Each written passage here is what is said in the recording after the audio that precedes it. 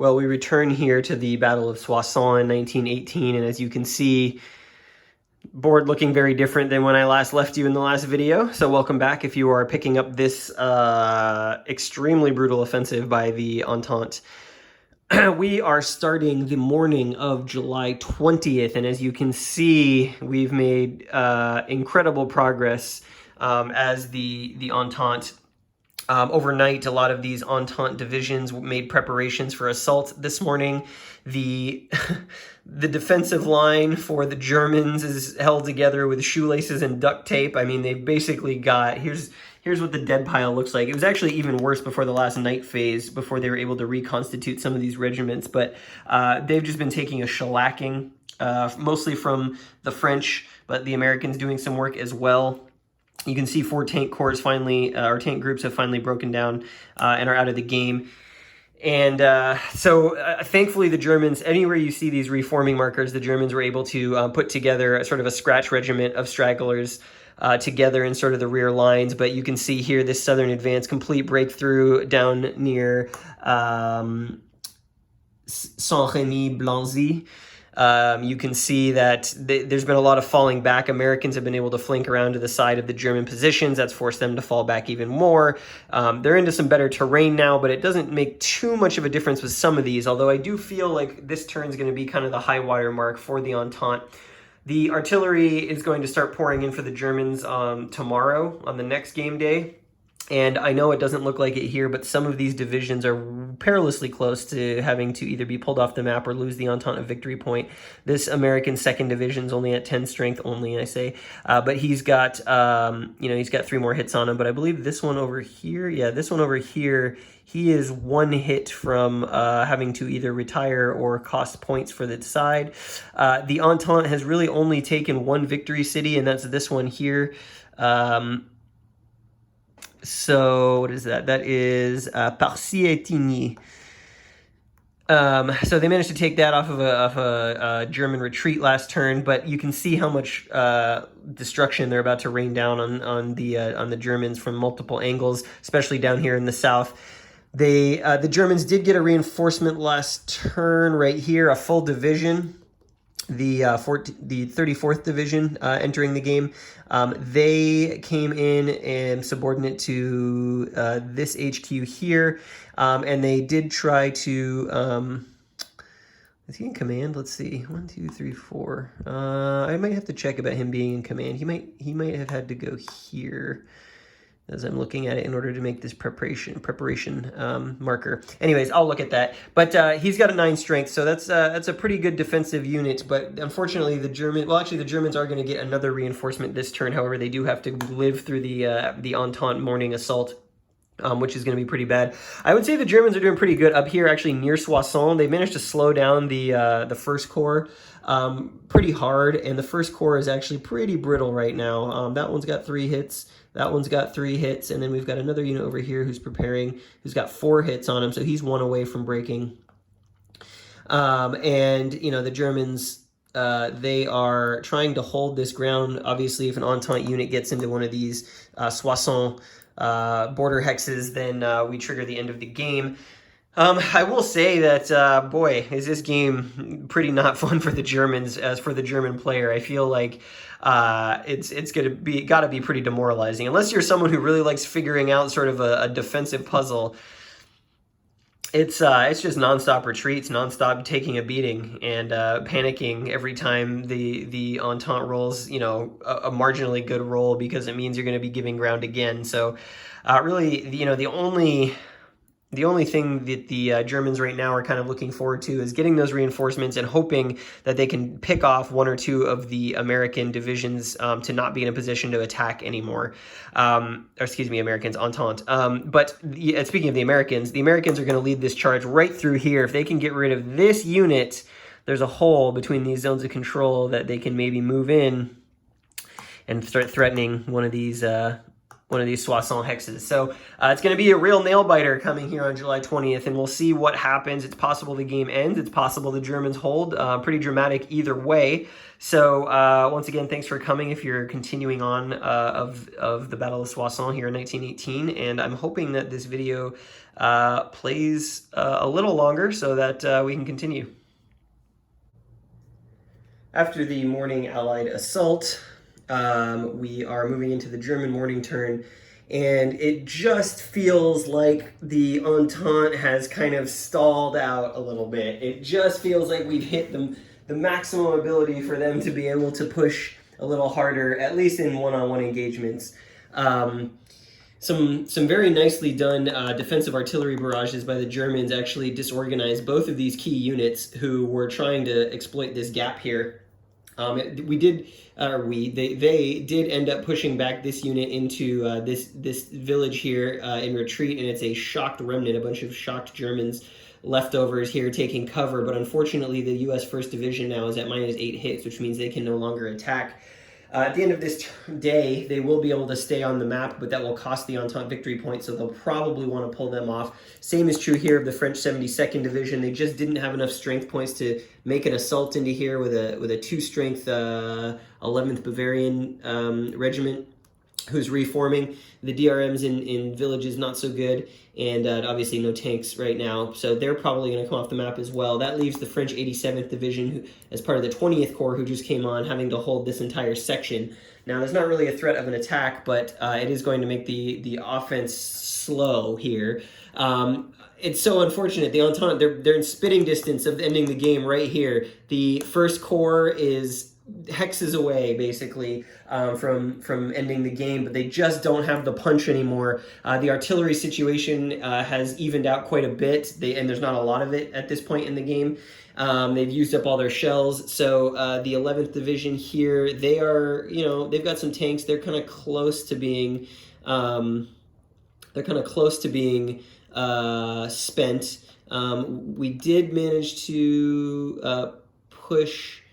I think we managed to push this guy back a little bit, but obviously no losses incurred by him. So it's slow going all of a sudden.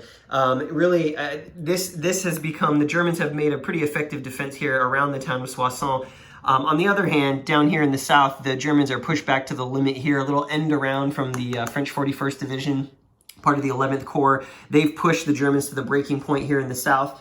Fortunately, this turn, the Germans are going to get a new division entering as a reinforcement, and he is going to come in right there and shore up this southern line of defense. The night reorganization by the Germans is actually what's going to save them here, because they've got some spare units they can plug holes. They're only 2-strength regiments, but they can at least slow the Entente down and force them to take more hits on their main units. So we might have hit a high water mark, as I suspected. We'll see what the Germans do on this turn. The Allies, or the Entente, excuse me, are going to have another PM turn for this day, but they're not really in a good spot to be able to exploit it. They've only really got an assault ready here and an assault ready here. And as you can see, another disorganized French division here. So it's probably not going to be the punch that they need, although we shall see. But right now, the Germans feeling like they've stemmed the tide just enough to stay alive. And so we continue on here on July 20th. Heading into the night turn of July 20th, and yeah, we definitely have a stalled out assault situation happening here. The Entente didn't help themselves by completely screwing up a couple of pretty good odds attacks. One up here where they took a level of disorganization, one over here where they took a couple levels of disorganization, and actually that put this unit into having to withdraw from the campaign or stay on and cost victory points. And I'm a little, I'm hesitant that the Entente has enough victory points right now. They really, they've opened up this city here, or this town here. They still don't have this one. They've grabbed 1 point here. They still don't have this one. And they've grabbed 2 points here. So they've got about 3 points worth of villages that they've captured, and that is not enough to win the game on its own. And so I'm a little concerned because they were trying to take this one here on this turn, and this, what is this? This is the French 151st Division, completely owned to themselves in an attack there. That full-strength German regiment, who's probably the healthiest German unit, managed to repulse them. So it's not looking great, and it's unfortunate too because they had tank support as well under here that's going to go away this turn. So it's not looking great for the Entente in terms of their momentum. Germans seem to have definitely stemmed the tide, and it's such a really like edge of a knife kind of moment here about halfway through the game where it feels like, you know, the Entente just need to stretch just a little bit, just need to stretch like 2 hexes in just any number of places, and they could grab those, and they can grab those Soissons perimeter hexes and end the game, but they just can't make it. The 87th French Division reinforcements showed up. They ended up coming in here, but unfortunately the Germans have moved in a weakened regiment, and there's also this weakened regiment here, and that's 2 units that he would have to assault if he's going to attack. So until we get some more artillery, which is not going to be happening, or more reinforcements, which will be happening next turn, though the Germans are going to definitely receive far more. You've got 3 whole German divisions entering this turn, and they can split these up into regiments if they want to plug holes. And then you've got new divisions. You've got the Brits coming in, one in the north up here, one here in this corps, and it looks like one here in this corps. So will it be enough? We'll see. Certainly fresh units will make a huge difference if they can get them to the front, but I suspect it will take them at least another day in order to get them into position. This German division down here who came in has really put the stop on the 11th Corps advance down here. This whole end around, it has kind of been put on hold. These units are too weak to assault here without it being kind of risky. And additionally, this corps has outrun its HQ support, which means if they do attack, they're at half strength until this HQ can crawl forward and get to where it needs to be. So likely we have a little bit of a stalemate in this section of the map. I would say probably and probably here as well. I mean, the Entente has to be careful. They don't want to remove too many divisions because then they're going to lack offensive power. And they're likely all they can really do here is push this guy back and maybe push that guy back a little bit. But so we've settled in. We've settled in, and we're probably going to go at least till the next game day, if not the one after. We'll see if the Germans can mount any sort of counterattack. It would be nice to see them get to punch back. But again, knife edge balance here. Allies just need to claw forward a couple 100 feet and they'd be okay. But it doesn't look like they're gonna have the ability to do it, at least not today. The night of July 21st, and you can see more German regiment losses, but also some divisions that had to be pulled back from the Entente, and plenty of tanks that have broken down or been rendered inoperable. The Entente is, like I said, just on the edge of being able to win this game and end it early, or presumably win it if they end it early. There's a good chance they would. So as you can see, the Entente have pushed the Germans right back up against the map edge there. I mean, they really, this unit is disorganized and he's one hit away from breaking, but if you could just take that hex, Allies could end the game. I have been corresponding with the developer, and he said that well, I've asked him what happens when a German unit up against the back of the map has to retreat. The rules don't cover that, which seems like a weird edge case, but so I'm not sure exactly what happens there. One would assume that there's more France back this way, so that they would just kind of be removed from the game and be pulled off the map, which, you know, could potentially let the Entente win, but right now there's a couple German divisions standing between them and doing that. I think maybe the best bet will be here, although the Germans probably will drop some artillery there. Elsewhere along the front, you can see that the British have sent a couple divisions in, British Expeditionary Force. They've arrived to back up the French here, who are starting to feel the degradation of this entire operation. They did manage to push back, the French and the Americans managed to push back this German division here, but it didn't cause any losses, and now he's in just a whole bunch of terrible terrain to attack. I still think that the best chance for the Entente to win this game is to reach one of these Soissons outlying hexes. They can probably do it with the British 15th Division. This is probably unworkable. The 87th is fresh, but there's a couple of regiments here. And then over here, it looks like potentially the Germans are going to reorganize these 2 remnants into a regiment. Excuse me, remnants into a regiment. Yes, that's what I meant. And this guy is reforming, so he's not going to be able to do much this night phase to be able to do an attack. So it's really going to be up to the 69th Division here. If they can take this town, it might be a tall order in the next day, but we've still got 2 days of Entente operations left, so there's a possibility they can pull this out. But that is where we are. Thankfully, no divisions for the Entente have to come off the map this turn because none of them are at half strength. Germans hanging in there, and they've really roadblocked the advance as efficiently as they can at this point in the game. So we are going to push on into the final full turn, and we'll see what happens. I spoke too soon. This French division here who's reforming actually is spent. He is below half of his strength. So here's the question.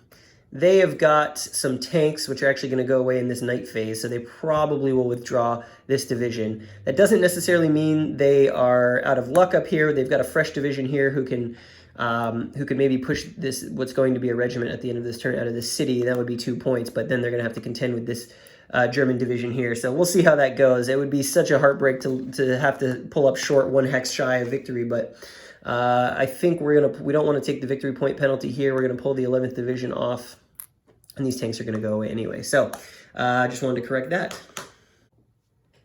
And as we play through the night turn, that withdrawal by the Entente has actually had a pretty significant impact here. The German division that was here ended up breaking down into its associated regiments. This one moved in, recaptured Vauboin, and the other 2 regiments from that division ended up outflanking the French 69th Division, so it had to fall back into the town of Pernon. And that also means that Vaux was captured by one of these regiments, and so they have really pushed the Allies back, and that has really stopped their hope for victory, at least up in the north. That ends that particular exercise. The Entente's going to get some reinforcements this turn, but none of them are going to be up here in the First Corps. So it looks like the First Corps is pretty much going to be out of action unless they decide to attack both of these regimental units who are full strength. It's not a great attack. So that maybe was a costly error for the Entente. They maybe should have taken the victory point penalty and held on to this area of the map. But you live and learn. Well, here we are on the final turn of the game, and the Entente so tantalizingly close. Literally any of these hexes right here. If they could just get into any of these hexes, they could end the game. Although at this point they wouldn't really get anything for it other than a victory point. The game's going to end after this Entente turn anyways. But lots of clever German counter-artillery fire has disorganized a bunch of the units that the Entente had. And you can see here this is fully disorganized. Had in position to assault this turn. And so that has undone a lot of the work they did to get into position. They were able to take back this town. They've secured Berzy-le-Sec as well. And they managed to get Pernon back under their control. So probably not going to happen. We're going to make one more valiant attempt at it. They've saved their artillery for this particular moment, but I'll take you down the line. In so close to Soissons, so close to ending it. Just a razor-thin margin there. The Germans just able to hold out. They basically got 2 remnant units here that are blocking the Entente advance, and you can see we've pushed the Germans back this way towards the city. We've almost managed to get some units off the map, but just zones of control prevented it. I mean, literally, this is the last turn. The Germans held out to the last turn, which is pretty impressive. There's a couple big points towns here and here. Don't know that they're going to be able to get it. They may be able to get this one, but we'll have to see. They're running low on tanks. They definitely don't have much artillery. They're really only getting 2 bombardments per turn, so it's not really enough across the line to make a difference. Meanwhile, the Germans last turn got 6 artillery bombardments in the daytime and 5 at night. They got another 6 this turn. They used defensively, like I said up here, so finely balanced. So finely balanced. It's looked like for several turns in a row the Entente was going to be able to finish it. They just haven't been able to push across the finish line. So we'll do this final turn, and then I'll come back with my final thoughts. All right, we've just finished up here after a long and grueling operation, let me tell you. Finished the final turn of the game. The Entente not able to make it off the map or into the Soissons hexes. There is a question here about whether or not this unit was a remnant. It took a hit, so it had to retreat, whether or not it goes off the map or not. If it goes off the map, this unit jumps in there for 4 points. Either way, after tallying up the victory points, we get, it's either going to be 16 points or 17 points for the Entente, which is, according to the rules, an outstanding performance victory. meaning the operation was a success. They destroyed the German defensive position here. Even though they didn't take the town, they managed to push them far enough back. And so the Entente wins it. Now, it felt like they really had to earn it. And ultimately, after calculating the points, it really came down to... them being able to take back this area. Without those, that would have ended up in a draw, and getting as close as they did down here, because you get points based on proximity to these victory point towns. So they scored 3 here, they scored 3 or 4 here. Without those, it would have been a draw. Without this, you lose 2 points if the Germans are able to prevent you from controlling one of these, and they had a unit here, so that would have been -2, and that also would have been probably 8 points for the Entente. So pretty close, all things considered. As I did the victory points, it turned out that the Germans still had a chance coming into the final day, and it was just too much at the end to get the VPs that they needed. But as you can see, the game really developed over the course of playing it, which I think is really interesting. You know, you think of World War I games where you're static and you're stuck, and in this case, you know, you remember the beginning of the game from that video. We started here and we slowly pushed our way across. So that was cool to see unfold, and I like it when a game state is wildly different at the end than it was at the beginning. Overall, I would say I had a lot of fun playing this game. It is tense. It seems well balanced. I definitely feel like I could have played the Germans better, but then I could have also played the Entente player better as well. And I think if I were to play it again, I would probably make some different decisions, knowing some things that I know now. A lot of the sort of subtlety of the game is buried in the sequence of play here. And like I said, you do have to follow the sequence of play pretty strictly. You can... if you make mistakes, it can actually throw the balance off quite easily of the game. But once you kind of get it and do it, as long as you remember sort of the small stuff, the game flows pretty well, and it's not too hard to remember. It looks like a lot, but there's some of these are optional phases that the defender can do. So I really like I like sort of the approach here. It's sort of crafting a whole system to accomplish what World War I is about, and the feel of World War I and the advance of the soldiers. The ZOCs in this game are really sticky. They really prevent you from doing a lot. So you really, if you're going to commit to an attack, you're going to be committed for a couple turns. So it really evokes the World War I feel.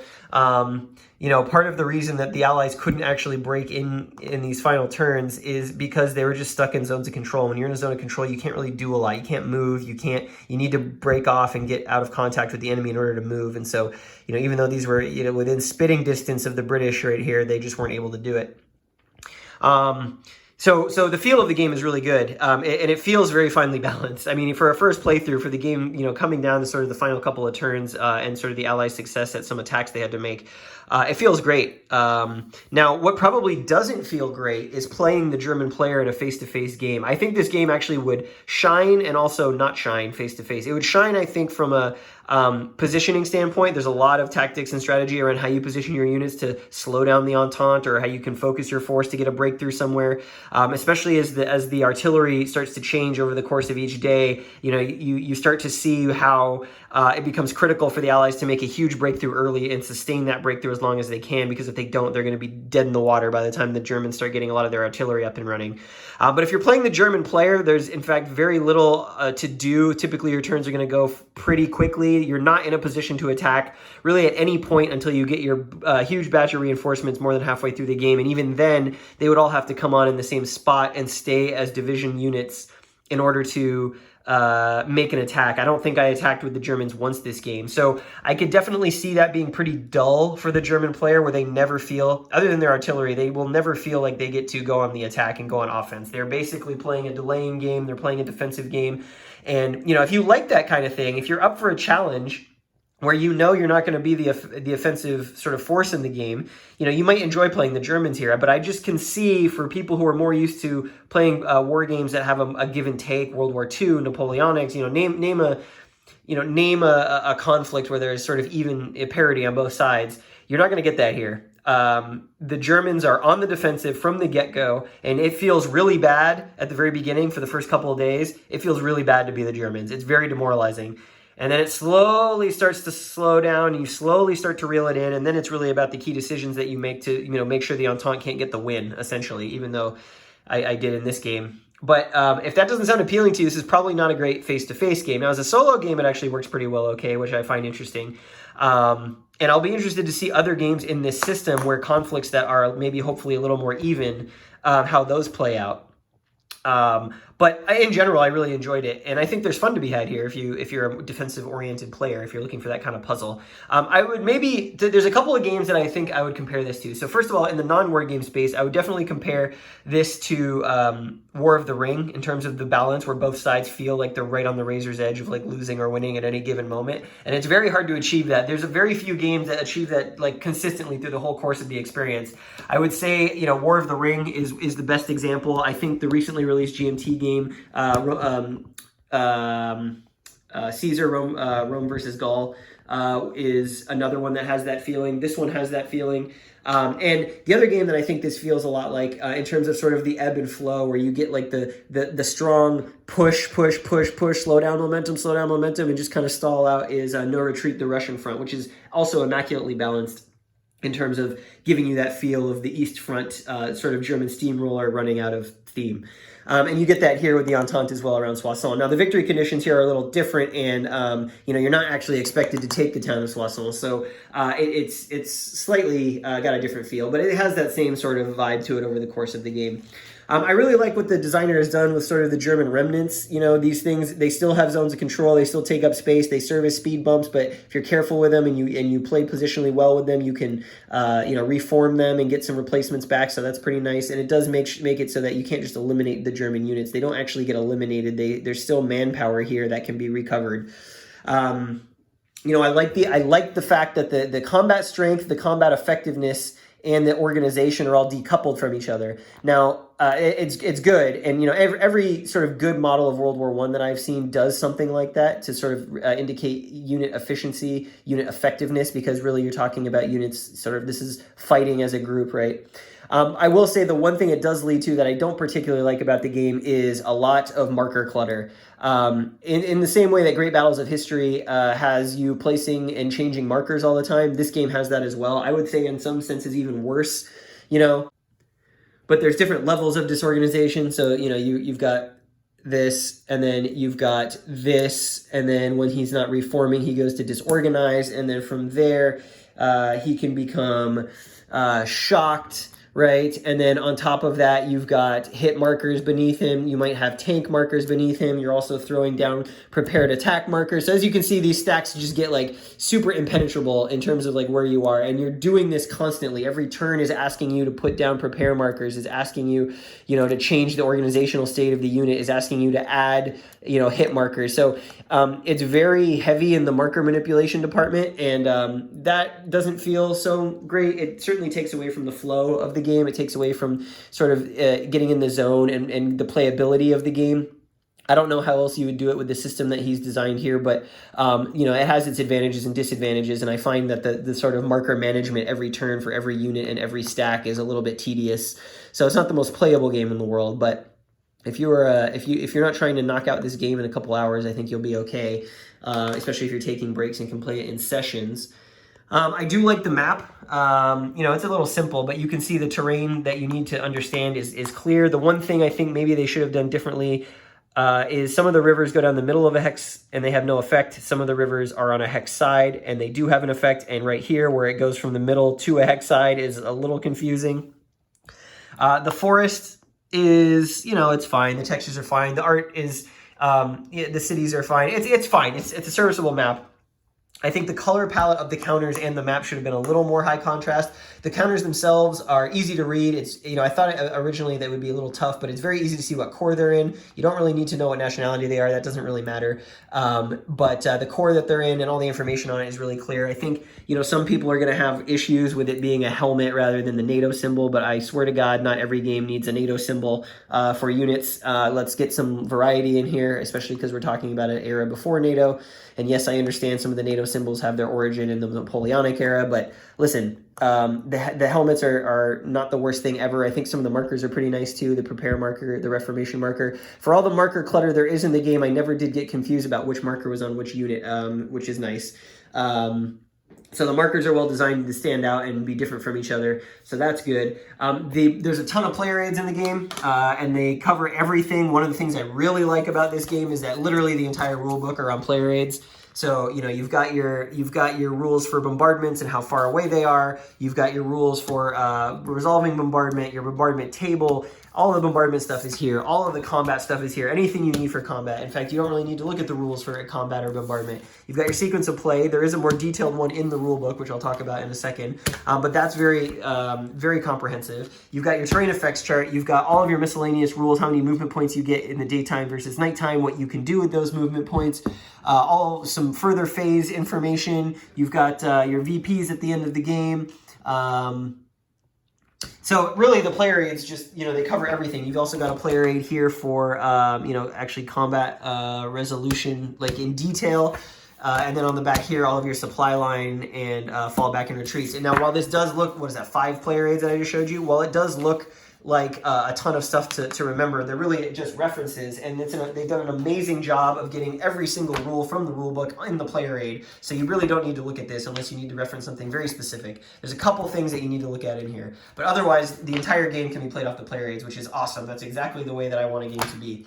Speaking of the rule book, it's really nicely done. It's, you know, I showed this in the unboxing, but we've got, you know, full color. We've got actual photographs from World War I, which is really cool. I really like that. It's a nice touch, made reading it nice. The important stuff you need to know are very contrasted against the rest of the rules. And the biggest thing that this rule book does, that all great rule books do, is that it repeats sections where they are relevant. There are about 3 different sections in here where the bombardment rules are repeated under different, and retreat rules are repeated under different different sections, which really drives it home when you're reading the rule book and makes it so you don't forget it, and also is great for a reference as well. So just an amazing job on this rule book. Just fantastic job. My hat's off to the developer, the designer, and the publisher for what they did here. You really can't go wrong. There's a playbook as well, which has, I have not read the historical notes yet, but I did read the strategy notes, and the strategy notes are very comprehensive. Here's the whole German strategy notes page. This really helped me get my head around what I was going to be doing in the game. It's got a lot of great tips for playing the game well, and because you're talking about sort of a new system that is very different from other types of games you might be used to, here's the Entente playing tips. It is extremely helpful to read this before you go into the game to figure out the path to success. I wish more games would do this in this robust of a way. It was very, very good to get in there and figure out what I was doing immediately. Now, I am going to take a look at the historical notes as well. They look pretty great indeed. This is a really great World War I game. It's a really cool system. It feels right. This is very finely balanced, I think. You know, it's pretty. And this is a real great game from Legion. You know, if you're looking for something sort of late war, World War I, especially on a battle that is, you know, not covered super often, this would be a great choice. It's not too long. It doesn't outstay its welcome. It's got, you know, you can see the game develop as you're playing. So all in all, very happy that I picked this up. And, you know, if you're in the mood for World War I, if you're looking for a game, a new World War I game, you could do a lot worse than this. I would definitely recommend this to you. There's a lot to like about this game.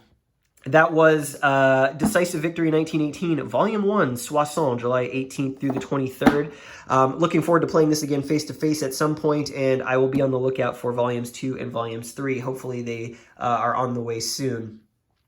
Thanks for watching this playthrough. I hope you enjoyed it. If you have any questions or anything you want to talk about with this game, let me know.